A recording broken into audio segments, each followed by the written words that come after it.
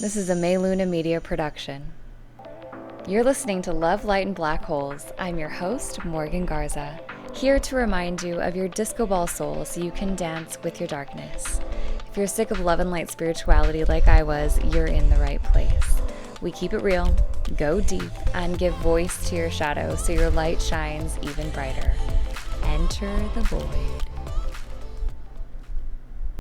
It's time for a microdose. Let's drop into energetic boundaries. This week's episode of Love, Light, and Black Holes was all about emotional boundaries, about being a people pleaser, realizing that no is a full sentence, and really setting yourself up to have these really strong physical, emotional boundaries. But the boundaries that we really need to be talking about are the energetic ones, the ones that are subtle and psychic, and the ones that really set you up to have a clear emotional channel so that you are actually able to keep your energy to yourself and not overextend and not continue to people please. While saying no is a full sentence, this is more about bringing that energy field that is open, which creates constant fatigue, irritation, random sadness that's not yours, on and on and on, into control so that you understand when you are grabbing other people's energy because you're an empath. When you walk into a room and you immediately take on the vibe, these energetic boundaries are like imagining your aura as like a Wi-Fi network. When it's unlocked, anyone can connect. It is an open network that everyone can tap into. And boundaries are the password to keep that gate kept, to keep that locked in order for you to choose who gets access to your energy. Because let's get real, when you are exhausted, when you are tired, when you are depleted, when you are just totally tapped out, burnt out, it's probably not because you've been doing the most, which maybe sure you have, but it's likely that you have been allowing everyone to access your energy, that you have been leaking energy. You're drained, you're snapping at people you love, you're staring at your phone while your creativity withers, you're scrolling, pleasing, agreeing to things that you hate, saying yes when your whole body is screaming no. You're not broken, you're just boundaryless. You are in a state of no form, and when there is no form, there is chaos, and that is energetic burnout. Most people think exhaustion comes from doing too much, but it's really from doing too much that's not yours to do. Every time you answer a text you didn't want to, every time you force small talk with someone who drains you, every time you say it's fine when it's not, you make an energetic withdrawal from the bank of your soul, from the bank of your body. When you're talking about the weather, when you want to be talking about astral travel, you are allowing yourself to lower into someone else's idea and vibration and energy leak. And over time, you end up emotionally bankrupt. And that really sucks. It makes you feel kind of crazy, and you think something is wrong with me, something is broken.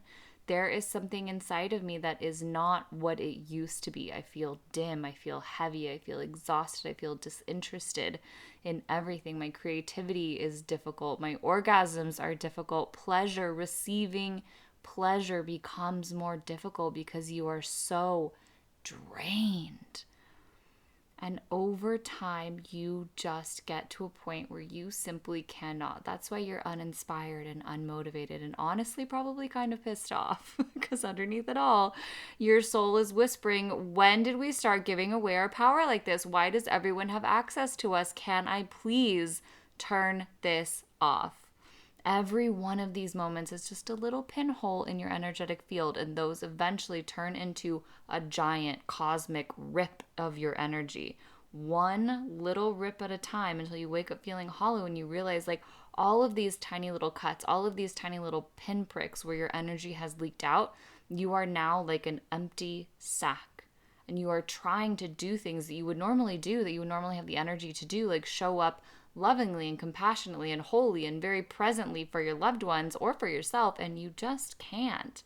Because once your energy is drained, it is so difficult to get that back unless you like understand what's going on, but also plug those leaks. You have to first identify what it is, which is, of course, Number one in my 4-step shadow work process, which was last week's microdose, number one is awareness. You have to be aware of what's going on. So with your energetic field, in your energetic leaks, you have to identify what is actually leaking me. Is it spending time on social media? Is it spending time watching TV? Is it spending time doing things that I don't need to be doing that I think are going to help me advance, but are really just avoiding what I actually need to get done in the moment?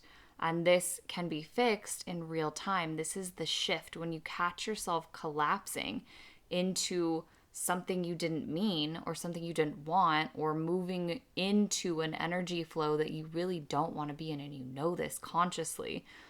You can pause. Take one deep breath and ask, do I really want this, or do I just want to be liked? When your mind starts looping on someone else's story, hand it back and say quietly, this is not mine to hold. When you feel yourself shrinking, imagine your energy returning to you, like golden light flowing back into your chest. You don't have to visualize it perfectly.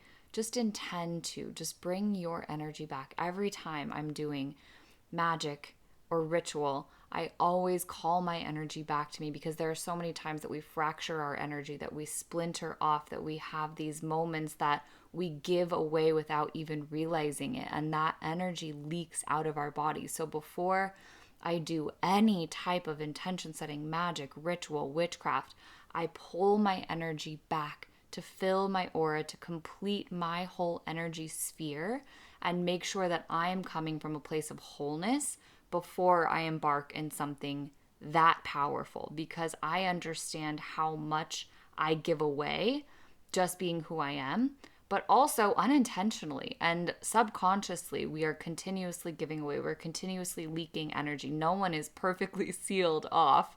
You wouldn't have any kind of relationship with anybody else if you did. Energy leaks could even be like across the room from someone you don't know. You're just like, what are they wearing? What are they doing? What is going on? Why is this taking so long? I can't believe that they said that, blah, blah, blah. And you go on this little loop, right, of people that, strangers, you don't even know. But you have to call your energy home, and you have to stop and pause and realize this is an energy leak. And the deeper truth is that your boundaries are allowing yourself to be more whole, more complete, and more vibrant in your own energy body, so that you can really give what you want.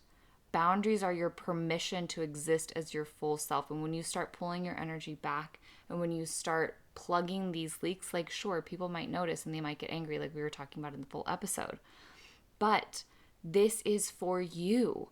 This is how you stay connected to your truth, to your power, to your magnetism, and to your own inert and innate energy. You cannot be connected to source, to magic, to the universe, to God, whatever it is that you believe in, while constantly betraying yourself and giving your energy away. You can't make magic when you're running on fumes. You can't open to love when resentment's clogging the channel. And you can't be turned on by life and feel the full pleasure of being alive when your energy's on loan to everybody else, and there's no way they're going to pay you back. So bring your energy back. This week, think about what your energy leaks are. What are you constantly giving away? Call your energy back first. So here is where you live. All energy I've given away that's not serving my highest good, return to my cleansed and restored. Return to me, cleansed and restored. Bring it all back. And then seal the leaks. Imagine a golden light around you, warm and protective and alive and vibrant. It's not a wall. It's just an energetic membrane, something that you exist within, where nothing can enter without your permission and nothing can leave without your permission. You are protected in this bubble of energetic light. And then recommit to yourself.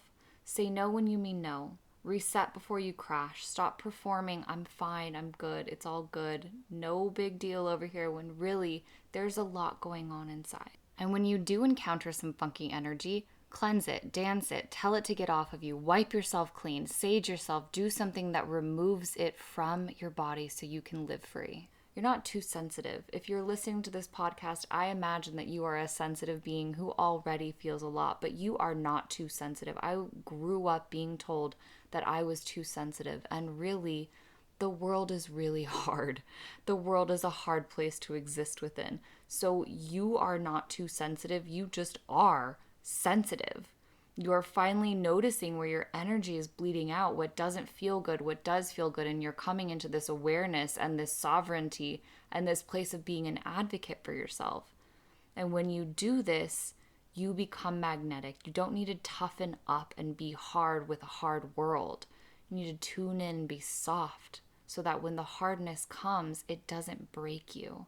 Because the moment you honor your own boundaries and your energy and what you are giving away, life stops feeling like a battle and it starts to flow again. You start to truly become magnetic and creative and alive and full of pleasure and joy and happiness. And you want to meet people and you want to go places and you want to be all of you because you are choosing yourself first. You are calling your energy back to you and you are only giving away what is approved by your soul. Your energy is holy. Protect it like your life depends on it because it does.